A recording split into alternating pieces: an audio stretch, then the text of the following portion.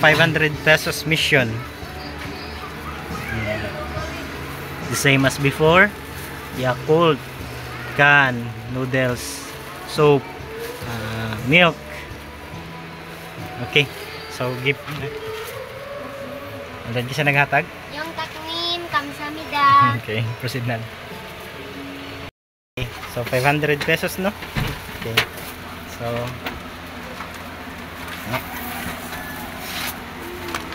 can, noodles, coffee, including this geran.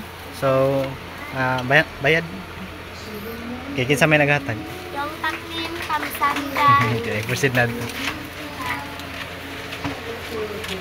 Inaimnida. So you have 500 pesos worth sari-sari. So what's this? Unsa man ni? So napkin, powdered juice, can, coffee, and soap, Yakult. Okay, so hatag na sa imong bayad inday. Okay, ang kisa naghatag? Yung taknim, kamsamida. Okay, proceed na to. Bye bye.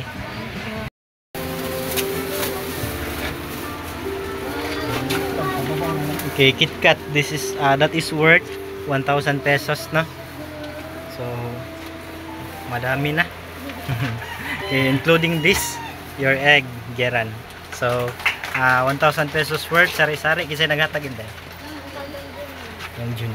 Uncle taknim, kamsamida. Okay, bye bye. Okay, Christina, you have 500 pesos mission sari-sari.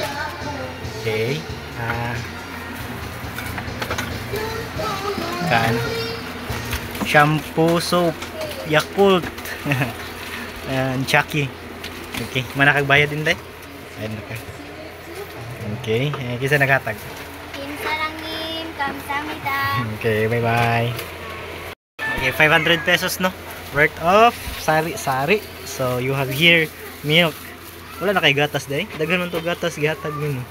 Norot na? Norot na yung gatas. Okay. You have cup noodles, soap, shampoo, Yakult. Okay, bayad na yun. Bayad na ko. Mana? O sige. Kisa naghatag. Kinsarangin, kamsamida. Okay. Proceed na. Annyeonghaseyo, Ella. So Ella, so did you buy school supplies na? Okay, so money no kaning naa sa table. So wala ko nag-video sa inyo kay ngit-ngit man no. So dire lang ta sa study room. Okay. So unsa may gipamalit nimo? Bag, unsa ni? Art paper? Okay, art paper, notebooks, ruler.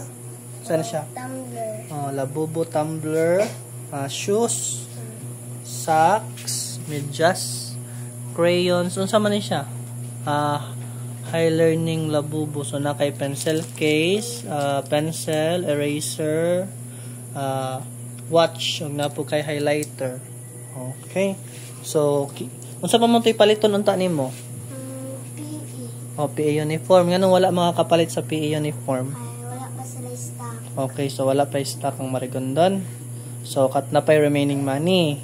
So na maghihatag na ko ang resibo. So ang nagasto nimo na total is about 1,100. So napa mo yung mga 900. Okay, so mo dapat nimong buhaton. So katungkuan sobra is imo ipalit og unsa man. Okay, PE uniform. Tapos napaman siya sobra, i-try og open og Cebuana card nakasabot. Okay, so kinsa may naghatag anak tanan? Si Dongjunim. Unsa may ingon nimo Dongjunim? Dongjunim, annyeonghaseyo, kamsamida. Okay. Kamsamida. Bye bye Ella. Bye.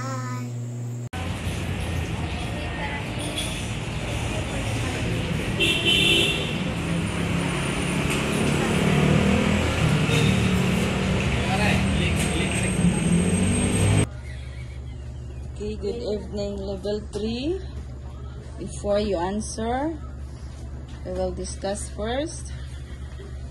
Our topic for today is about relative clauses. When you read relative clauses, a relative clauses dependent clause that has a subject and a verb but cannot stand alone. There are two types of relative clauses, defining and non-defining. A defining relative clause tells us which nouns we are talking about. A non-defining relative clause provides extra information about something. Okay. A relative clause is kay is a dependent clause that has subject and a verb but cannot stand alone. Dili kuno ka stand. Sierra Pongkol. There are two types of relative clauses, the defining and the non-defining. A defining relative clause tells us which noun we are talking about. Kana kuno ang noun niya kay mauragoy gisgutan way lain. A non-defining relative clause kay kanang nay extra, kanang punan niya ba og istorya ang noun. Naka-differentiate mo. Ang defining gani wala ray kuan. Diretso ra. Maura goy iyag isgutan. Pero ang non-defining kay murag na apay mga which ana mga ungo-ungo na sayon ra ka inglo basta non-defining. Okay, kasabot ra? Yes. Okay, answer.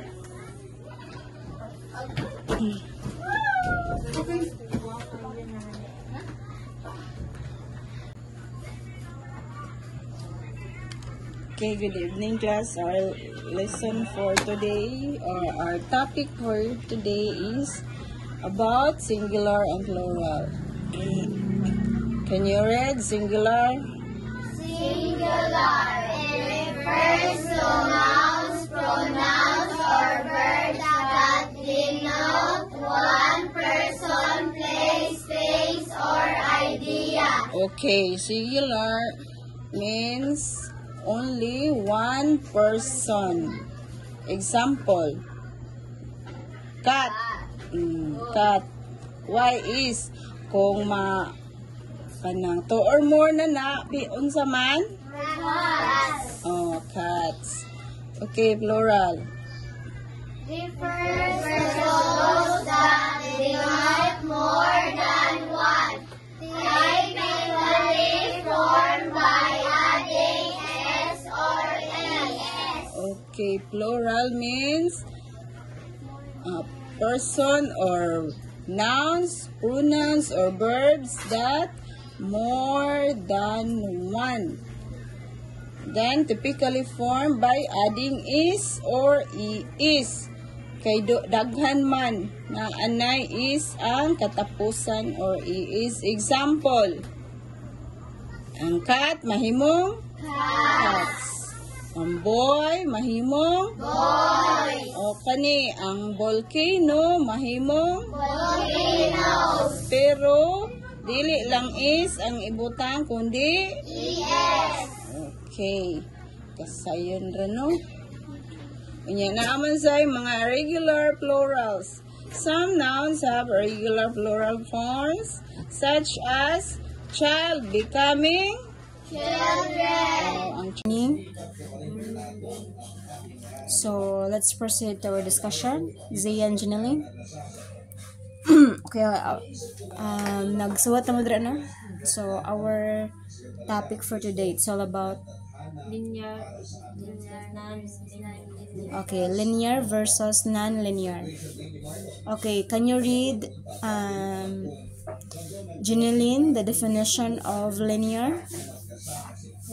Kusga. Refers to traditional text that needs to be read from beginning to end. So refers to traditional text that needs to be read from beginning to end. Non-linear, Zaya. Kusga. Refers to text that does not Need.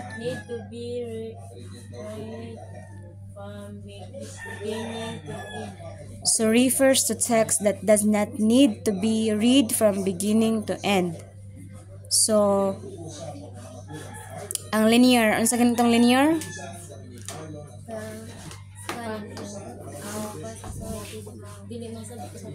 Dili masabtan.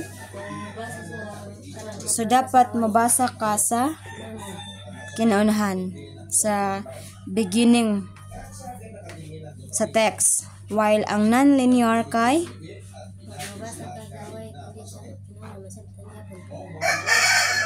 balik ka. Okay, very good. So needs to be does not need to be read from beginning to end. Okay, so next reading path. Kamu duha. There is only one reading path, which is decided by the author. Ang non-linear, There are multiple reading paths, which is decided by the author. okay, so ang non-linear and the linear there is only one reading path which is decided by the author, while the non-linear there are multiple reading paths